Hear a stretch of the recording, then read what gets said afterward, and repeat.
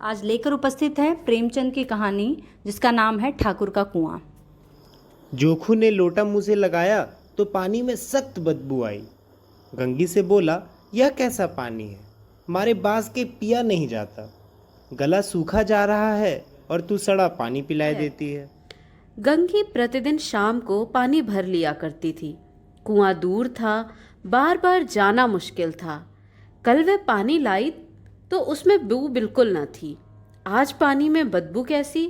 लोटा नाक से लगाया तो सचमुच बदबू थी। जरूर कोई जानवर कुएं में गिरकर मर गया होगा, मगर दूसरा पानी आवे कहाँ से? ठाकुर के कुएं पर कौन चढ़ने देगा? दूर से लोग डांट बताएंगे। साहू का कुआं गांव के उस सिरे पर है, परंतु वहां भी कौन पानी भरने देगा? चौथा कुआं गांव में है नहीं। जोखू कई दिन से बीमार है। कुछ देर तक तो प्यास रोके चुप पड़ा रहा, फिर बोला, अब तुम्हारे प्यास के रहा नहीं जाता, ला थोड़ा पानी नाक बंद करके पी लूं। गंगी ने पानी न दिया। खराब पानी पीने से बीमारी बढ़ जाएगी इतना जानती थी, परंतु यह न जानती थी कि पानी को उबाल देने से उसकी खराबी जाती रहती है। बोली, यह पानी कैसे पियोगे? न जाने कौन जानवर मरा है। कुएं से मैं दूसरा पानी लाए देती हूँ। जोखू ने आश्चर्य से उसकी ओर देखा। दूसरा पानी? दूसरा पानी कहाँ से लाएगी? ठाकुर और साहू के दो कुएं तो हैं, क्या एक लोटा पानी न भरने देंगे? हाथ पांव तोड़वा आएगी और कुछ ना होगा।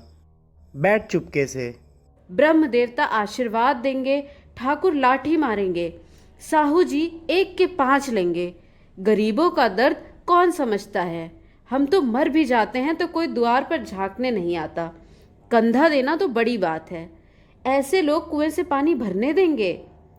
इन शब्दों में कड़वा सत्य था। गंगी क्या जवाब देती, किंतु उसने वह बदबूदार पानी पीने को न दिया। रात के 9 बजे थे। थके मांदे मजदूर तो सो चुके थे। ठाकुर के दरवाजे पर 10-5 बेफिक्रे जमा थे। मैदानी बहादुरी का तो अब न जमाना रहा है न मौका। कानूनी बहादुरी की बातें हो रही थी।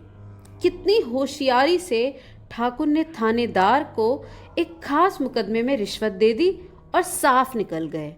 कितनी अक्लमंदी से एक मार्के के मुकदमे की नकल ले आए। नाजिर और मुहतमिम सभी कहते थे नकल नहीं मिल सकती। कोई 50 मांगता, कोई 100। यहाँ बेपैसे कौड़ी नकल उड़ा दी। काम करने का ढंग चाहिए। इसी समय गंगी कुएं से पानी लेने पहुंची। कुप्पी की धुंधली रोशनी कुएं पर आ रही थी। गंगी जगत की आड़ में बैठी मौके का इंतजार करने लगी। इस कुएं का पानी सारा गांव पीता है, किसी के लिए रोक नहीं। सिर्फ ये बदनसीब नहीं भर सकते। गंगी का विद्रोही दिल रिवाजी पाबंदियों और मजबूरियों पर चोटें करने लगा। हम क्यों नीच हैं और यह लोग क्यों ऊंच हैं? इसलिए कि ये लोग गले में तागा डाल लेते हैं। यहाँ तो जितने हैं एक से एक छटे हैं। चोरी ये करें, जाल फरेब ये करें, झूठे मुकदमे ये करें। अभी इस ठाकुर ने तो उस दिन बेचारी गडरिये की एक भेड़ चुरा ली थी और बाद में मार कर खा गया। इन्हीं पंडित जी के घर में 12 मासा जुआ होता है। यही साहू जी तो घी में तेल मिलाकर बेचते हैं। काम करा लेते हैं, मजूरी देते नानी मरती है इनकी। किस बात में है हमसे ऊंचे? हाँ, मुंह में हमसे ऊंचे हैं। हम गली गली चिल्लाते नहीं कि हम ऊंचे हैं, हम ऊंचे हैं। कभी गांव में आ जाती हूँ तो रस भरी आंखों से देखने लगते हैं, जैसे सबकी छाती पर सांप लौटने लगता है। परंतु घमंड यह कि हम ऊंचे हैं। कुएं पर किसी के आने की आहट हुई। गंगी की छाती धक धक करने लगी। कहीं देख ले तो गजब हो जाए, एक लात भी तो नीचे ना पड़े। उसने घड़ा और रस्सी उठा ली। झुककर चलती हुई एक वृक्ष के अंधेरे छाए में जा खड़ी हुई।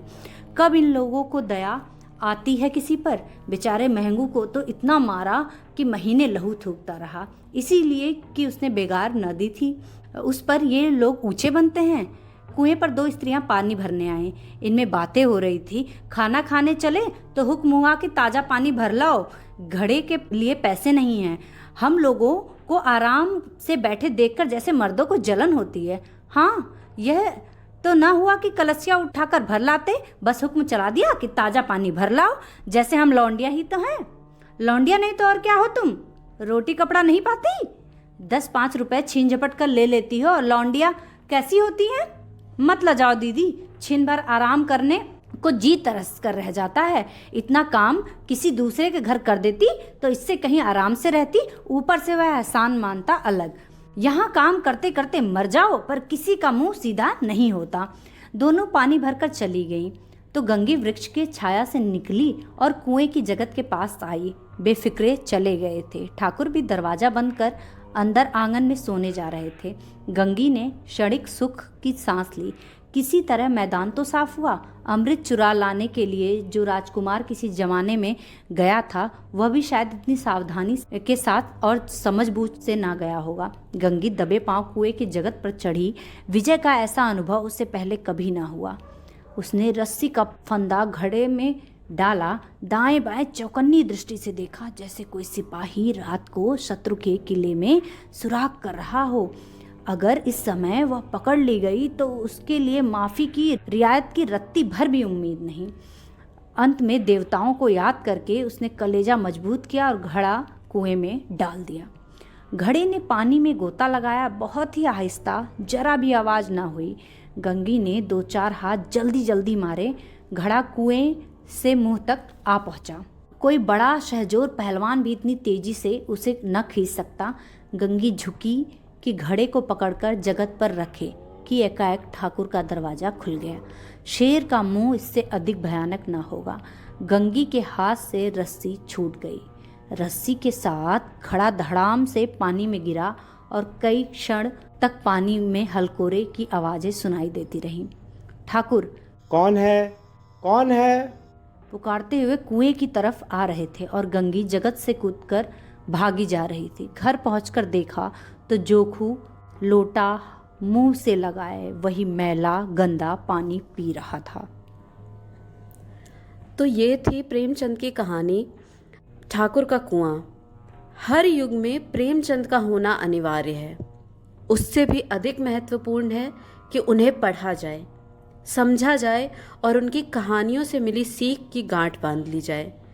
उनके पात्रों द्वारा महसूस की गई अक्षमता जब कभी हमारे आपके जीवन में सामने आ पड़े तो हम थोड़ा विनम्र होने का प्रयास करें, दूसरे के प्रति भी और अपने प्रति भी। साहित्य की विशेषता है कि वह हर काल में प्रासंगिक होता है। प्रेमचंद की अधिकतर कहानियाँ गांव के परिदृश्य में रची बसी हैं, किंतु आज भी अपने आसपास नज़र घुमाएंगे तो कहीं बूढ़ी काकी की अतृप्त तृष्णा महसूस कर लेंगे और कहीं मंत्र के डॉक्टर चड्ढा नजर आ जाएंगे। सार बस इतना है कि प्रेमचंद आपको दूसरे की पीड़ा को महसूस करने की एक अद्भुत शक्ति देते हैं, आपको थोड़ा अधिक संवेदनशील बनाते हैं। प्रेमचंद की निडरता आपको साहस देती है झूठ को झूठ कहने का। उनके पात्र वास्तविक हैं और उनकी कहानियाँ हमारे समाज का आईना है, जिसमें खुद को देखकर पहचानते हुए भी हम अनजान बनते हैं। प्रेमचंद आपको थोड़ा अधिक ईमानदार बनाते हैं, बशर्ते आप बनना चाहें।